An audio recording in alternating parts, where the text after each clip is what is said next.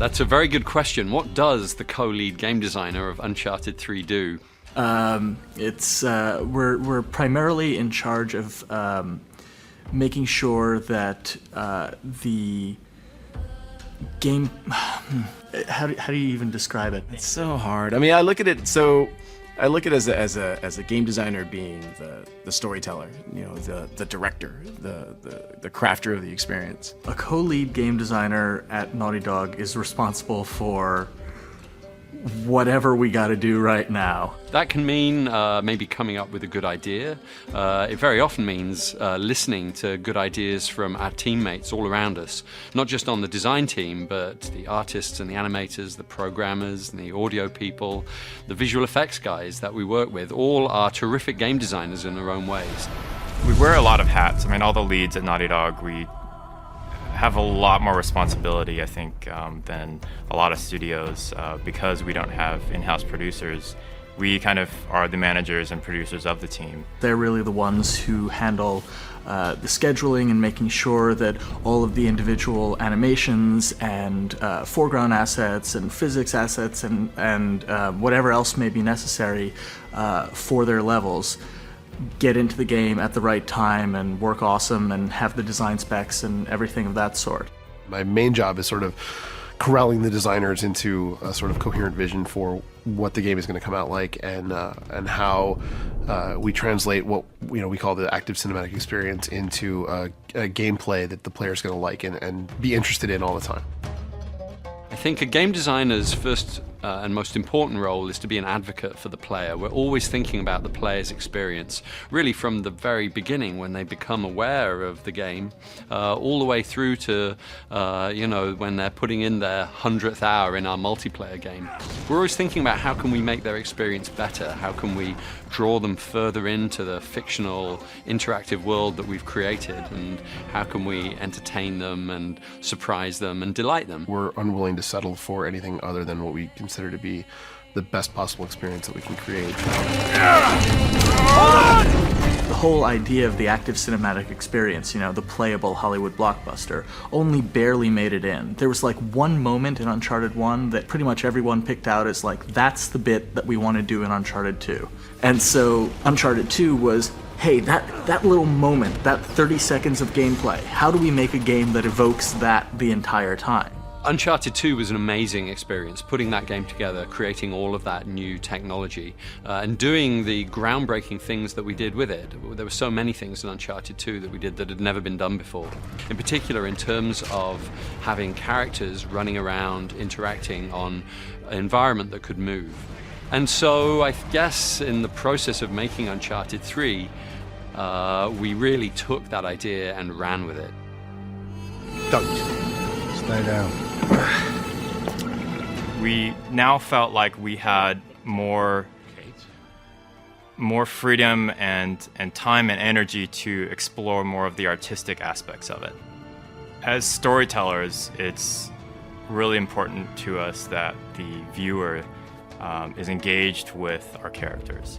What we really put a lot of focus on, especially with Drake, is to convey thought through his body language. When he's in an environment where a tense environment, like we want him to show that. When he's relaxed, we want you to see that. And so we've been able to change the way that he moves based on his environment, based on where he's at in the story.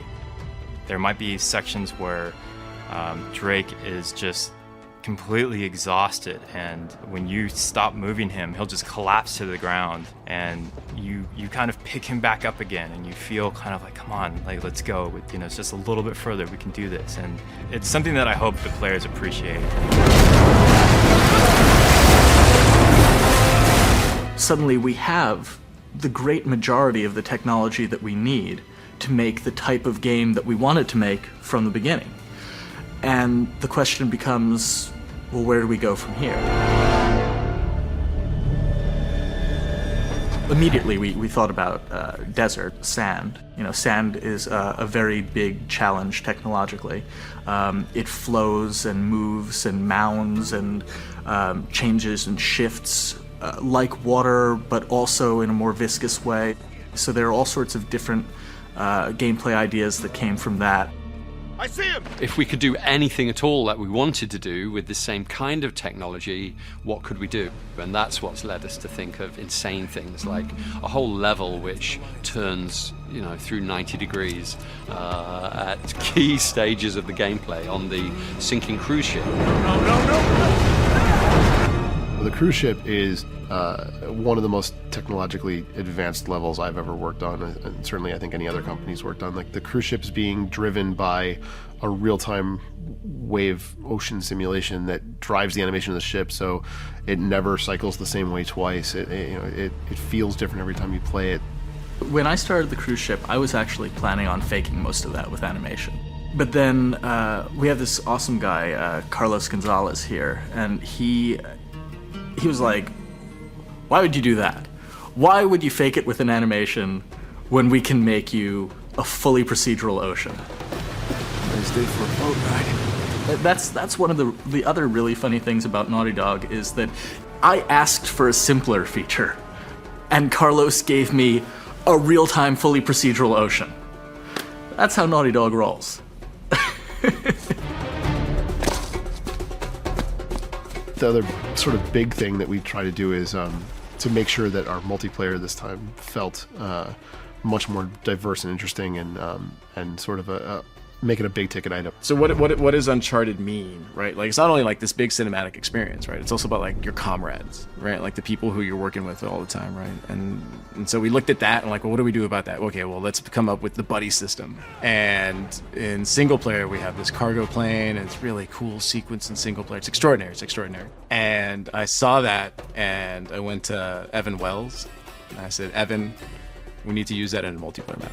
I'm thinking like the plane's gonna come down this runway, there's gonna be moving trucks around the plane, you're gonna be jumping plane to plane to truck to plane. It's gonna be epic, it's gonna be amazing, it's gonna be incredible.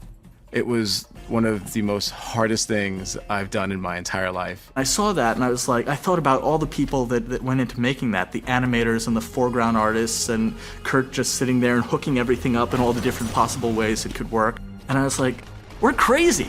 So many weeks of work went into less than a 30-second sequence. I look at the stuff that we do and I can't believe how much love each individual person puts into the stuff that they're responsible for. I think that kind of attention to detail is really important for a number of different reasons, but the most important reason is that people recognize it and they love it. It's those moments that make a Naughty Dog game different. So when you ask why are we passionate about what we do, it's because we're given the opportunity to do this, and we're surrounded by people who can do it and who want to do it. We have